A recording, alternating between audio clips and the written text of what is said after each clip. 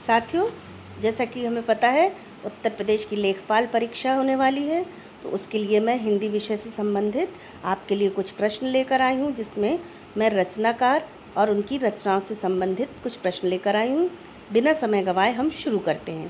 पहला प्रश्न है, प्रिय प्रवास के रचनाकार कौन हैं? और इसका सही उत्तर है अयोध्या सिंह उपाध्याय हरिऔध। अगला प्रश्न है, भारत भारती के रचनाकार कौन हैं? इसका उत्तर है मैथिली शरण गुप्त।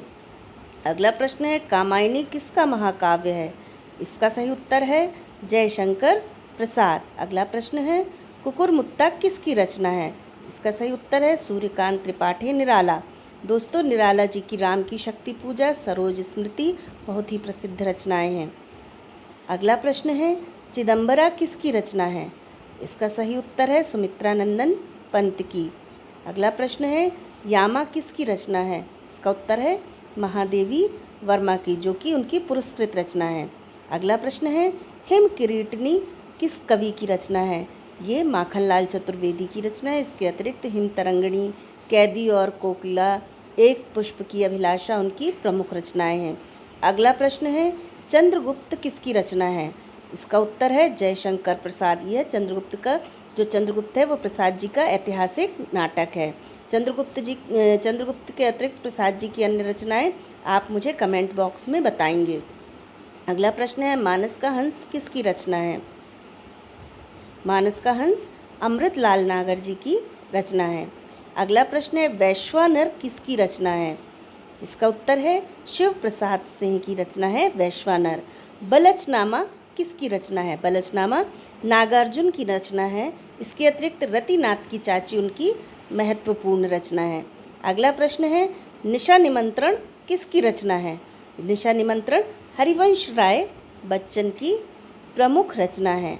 इसके अतिरिक्त उनकी बहुत ही प्रसिद्ध रचना है मधुशाला। इसके अतिरिक्त उनकी मधु कलश भी एक महत्वपूर्ण रचना है। अगला प्रश्न है, नींद के बादल किसकी रचना है? तो नींद के बादल केदारनाथ अग्रवाल की रचना है।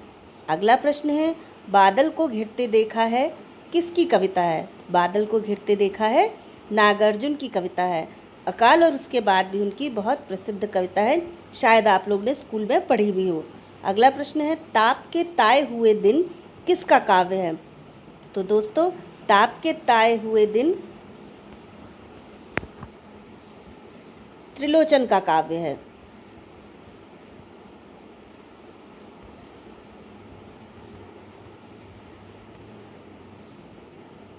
अगला प्रश्न है, खुशबू के शिलालेख किसका काव्य संग्रह है?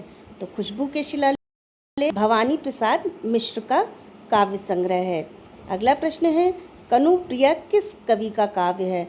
कनुप्रिया धर्मवीर भारती का काव्य संग्रह है। इसके अतिरिक्त ठंडा लोहा भी उनका प्रसिद्ध काव्य है। अगला प्रश्न है, संसद से सड़क तक किस कवि की प्रसिद्ध रचना है? संसद से सड़क तक सुदामा पांडे धूमिल की प्रसिद्ध रचना है। इसके अतिरिक्त उनकी दूसरी जो रचना है जो बहुत प्रसिद्ध हुई वो है सुदामा पांडे का प्रजातंत्र। और एक और रचना है कल सुनना मुझे। अगला प्रश्न है, मुक्तिबोध किसका उपन्यास है? तो मुक्तिबोध जैनेन्द्र का उपन्यास है। अगला प्रश्न है, नदी के द्वीप किस रचनाकार का उपन्यास है?